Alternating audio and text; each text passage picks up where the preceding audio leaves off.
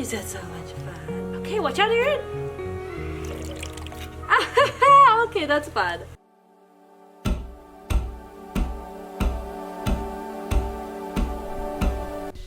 Hello and welcome. My name is Teresa from the blog and YouTube channel freetoflower.com, where I share all about simple living on our European farm, homesteading how-tos, and recipes from scratch. Please hit the subscribe button below to never miss a new video. Alright, today I want to show you a super cool DIY that mostly my husband made, let's be honest over here. That has been so fun for our boys. For once, it has nothing to do with farm life. It's not for the animals or the farm. It is just for our boys, and it is a DIY sensory table. We had been looking at different sensory table options for a while. We considered purchasing one or buying one secondhand, and ultimately I didn't like any of them, or it was just such a hassle to get it over here. And so my amazing husband, as he so often does, said, I'll just build it for you. And so he did, and it turned out so great. Our boys absolutely love it, and so I wanted to share with you guys how he did it. So obviously my husband is the main one building this project, but I got some detailed notes from him, so I'm going to do my best to describe the process to you. For all the things that I miss or that you just need to see in written form, we are going to have a whole blog post with step-by-step instructions that he is going to write out so that you can replicate this easily in your own home. Alright, so we started by ripping some milled lumber from larger timbers that we had on hand. That's just because we have a lot of that kind of stuff laying around at the farm, but you can totally just go and buy the wood in the size that you need. Next, you measure once using the box. So here you can see the white IKEA box on the left. We used those as the boxes, which is just so cost effective and easy. We used that to measure one piece of the wood, and then you cut the other pieces to all match. Lay out the boards to match the design. So we placed the Rubbermaid boxes face down to determine the table size, and then we began assembling. So we begin by assembling and installing the legs. Here he is pre-drilling holes to avoid splitting the wood with the screws. He is attaching the long pieces first, and then pre-drilling and screwing in the shorter pieces.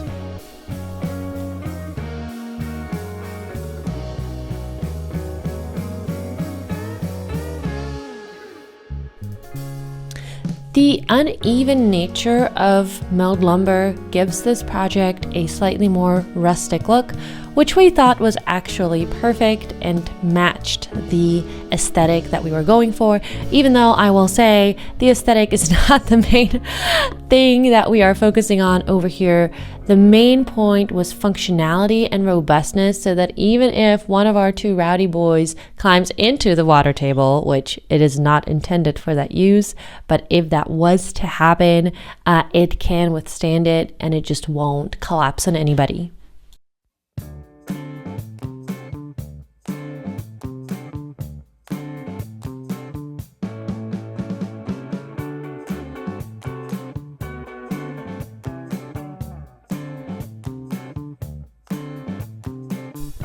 So my husband told me to stress that pre-drilling the wood is a really great tip to avoid it from splitting, and it's really worth taking that little extra time for that extra step.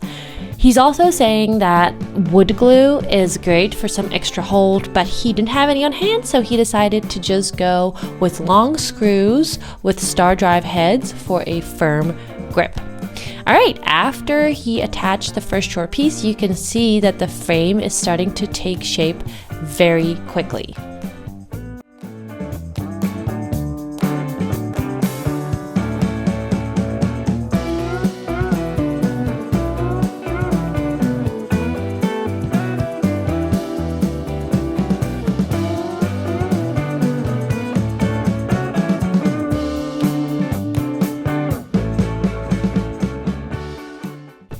We loved working on this project, not only because the result was amazing, but actually my 3-year-old son, who you see in this shot over here, was just so great at being a helper. I think this was the first project where he truly helped and held things down and walked around with his giant headphones. And being part of the making of the water table, I think made him all that much more attached to it. He now plays with it literally every single day. I came up with all sorts of different activities for him to do in that I will also be sharing with you, and I'll link them in the description box below.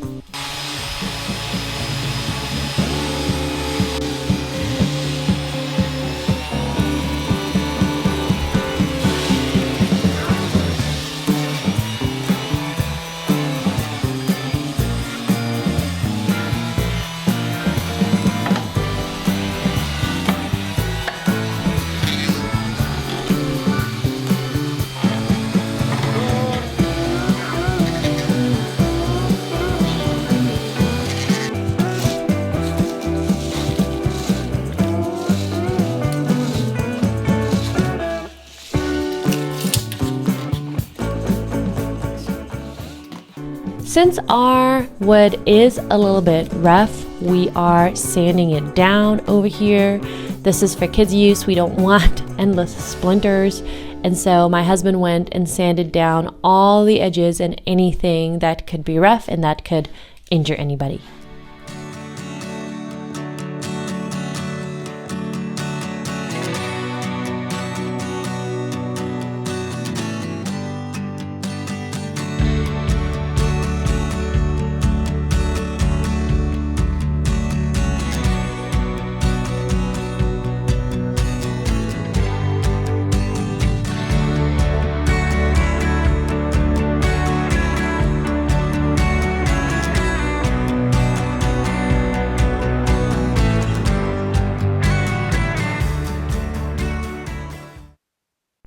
Once all the sanding was completed, it was time for a coat of paint.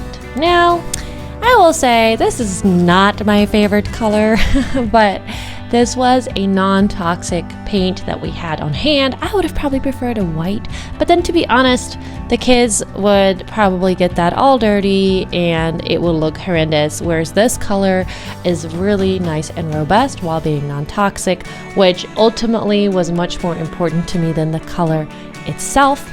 Since we had sanded everything, the paint went on really nicely for a smooth finish. And as you can see, my son got involved in that part as well. He is mostly helping, not right now. But like I said, this was the first project that he really took an active part in. And we do projects around the farm all the time. If you'd like to see some of the other things that we get up to, please hit the subscribe button so that you never miss a new video. Also, by subscribing, you do help our videos get a larger reach and reach a larger audience of people that might be interested. And if you're like me and you much prefer having all instructions written out in written form, please go ahead and visit the blog. I will list all the relevant articles and posts in the description box below.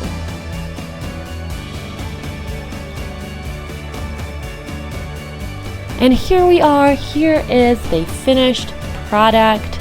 My husband sanded down the paint a little bit after they were done. He decided to just leave it plain, not even do a second coat. He says that you can fill in the screw holes if you want to, but he just decided to leave as is. This project is so simple. You could almost do it by the tape measure, he says, just using tubs for direct measurement. It's very forgiving, great for kids, and as such, perfection is not necessary.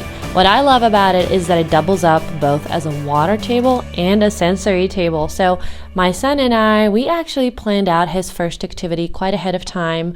We went ahead and bought some little sea creature animals and built him a little beach. We also bought 2 adorable little floating boats that you're going to see in a moment that I thought are so smart. One of them has a little propeller that is strung on with a little rubber band. That's how it kind of propels forward. And so he loves alternating between filling the water table with water, we usually call it water table, by now, not sensory table. And on other days when he doesn't really want to play with water, we fill it with different things. So we went ahead and dyed a bunch of rice with different colors, and he will play with the rice with all sorts of different toys in there, recreating different scenarios. I am super excited to take this tool with us as we progress through the seasons. Since we do live on a farm with 4 seasons that we love, we try to do a lot of things seasonally, and I think this will be one of them. So I am particularly excited to pull this out when there is snow on the ground and he can play with snow in there. Maybe we will get another set of animals that will reflect like a more polar environment.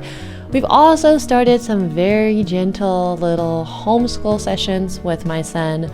Nothing too intense as he is only 3 years old, but I was thinking that this tool could be so great to go along with whatever topic we happen to be talking about that day or that week. The only thing I will say is that some parental supervision is sometimes required, but mostly because of all the little fidgety things that babies can eat. So if there's babies around, you have to keep an eye out, but also they just get lost super easily, at least in our house. So I am actually working on developing a filing and organization system in our house, in one of the dressers or bookshelves in our house, so that we can keep all this organized and primarily out of reach unless it is being used. Otherwise, I found that things just go missing and get lost, and that really takes away from the whole experience for my son, because he then wants to go play with it and it's not